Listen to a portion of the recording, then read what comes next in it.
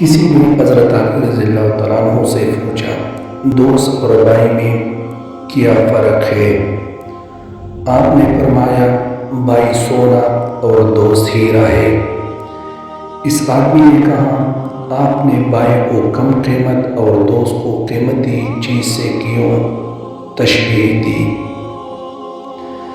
تو آپ رضی اللہ تعالیٰ عنہ نے فرمایا، سونا میں آ کر دراڑ آ جائے تو اس کو پکلا کر بالکل پہلا جیسا بنایا جا سکتا ہے، جبکہ ہیرے میں دراڑ آ جائے تو وہ کبھی بھی پہلا جیسا نہیں بن سکتا۔ Support my YouTube channel Learn with Safiullah in TikTok account.